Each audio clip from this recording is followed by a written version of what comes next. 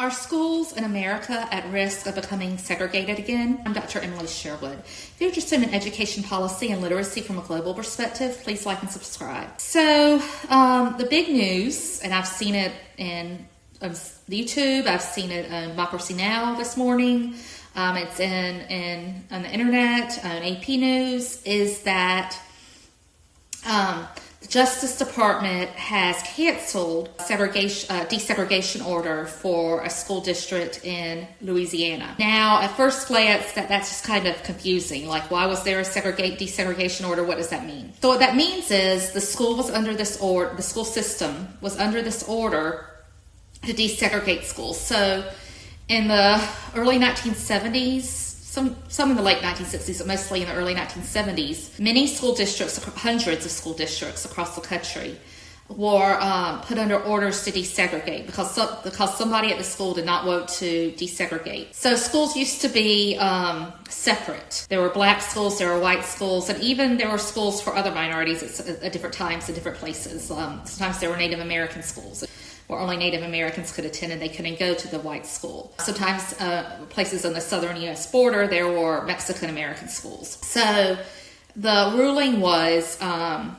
1954, there was a court case that schools need to be desegregated, but most of the work didn't really start until about the mid-60s. That was when most of the schools in the South were desegregated. That means that white children would go to school with black children and with children of other minorities and ethnicities. And it was a very turbulent time in American education history. There was a lot of opposition. There was some violence involved. So because of all of this, hundreds of schools went under what is called desegregation orders, and that means that the schools had to desegregate. That means that they couldn't have everybody that was white in one school and everybody who was black or everybody that was Mexican in another school. Everybody had to go to school together. And in practice, what that meant was a lot of changing the residential lines, so making it where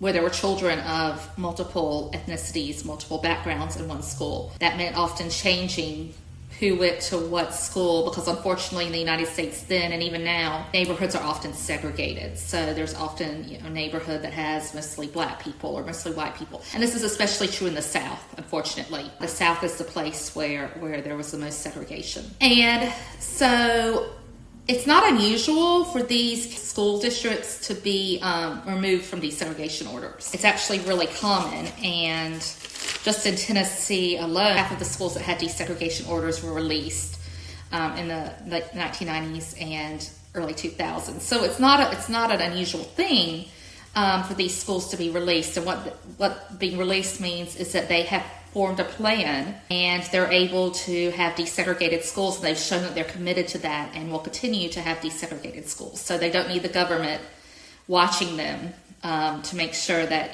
they're doing things the right way. It's not an unusual thing at all. But the difference is that it's usually done by the courts. Every case I found, it was done by a lower court. So it's a judge who signed the desegregation order to begin with, and a judge who can sign the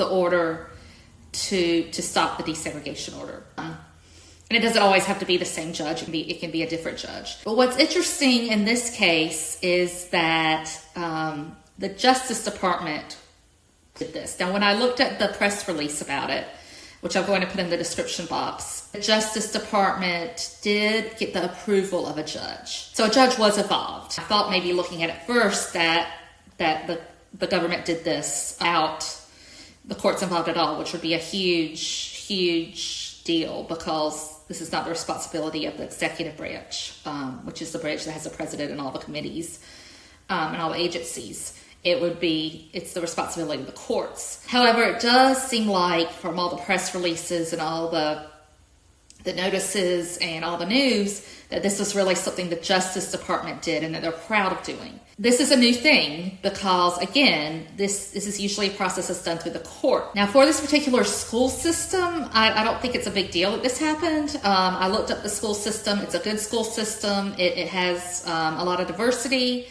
And at schools, it's highly rated. I don't think the kids are really going to even know the difference. However, this is the start of something, and the president has even said that this is the start, that there's going to be more desegregation orders removed.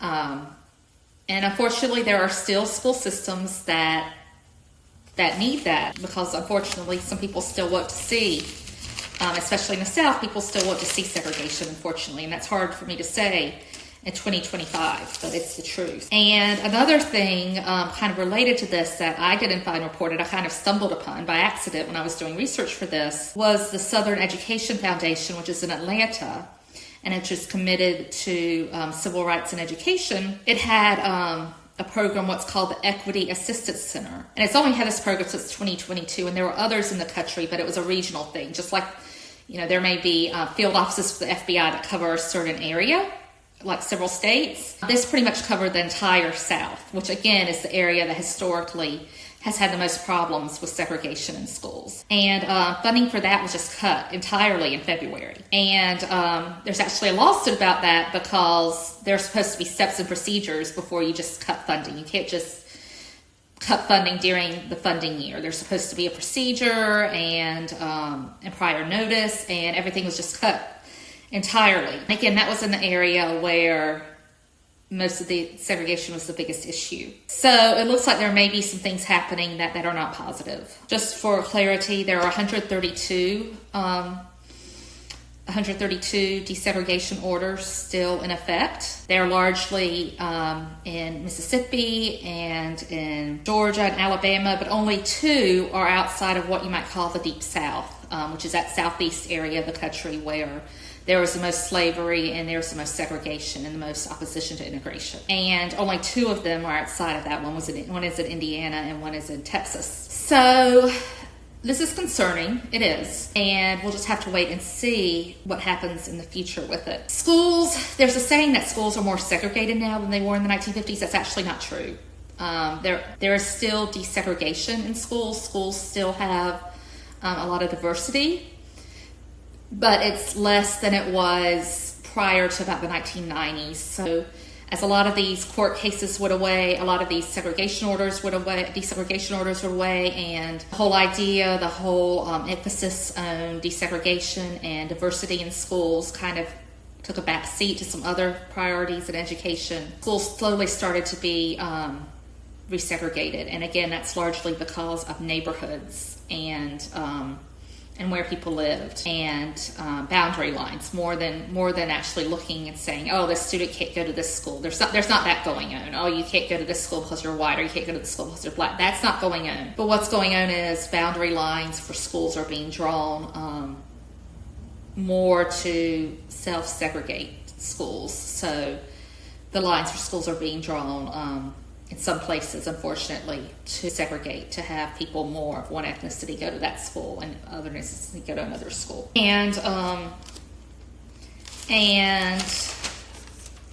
that's unfortunate. But I fear that this new trend by the president and by his staff will lead to even more segregation. So yeah, that's the story on that, the true story that you may not read if you just look at the AP News article or you look at CNN, because like I said, there are some complexities in here about the process. There's been a problem with due process in general the last few weeks, the last few months in the United States, about how do you do things legally and what are the procedures to do things. And I feel like the closing of this center is just one more case where things were just done very hastily and without the proper channels and the proper process. And I'll be interested to see how the court case will work out of the Southern Educational Foundation. So that's all I have for today.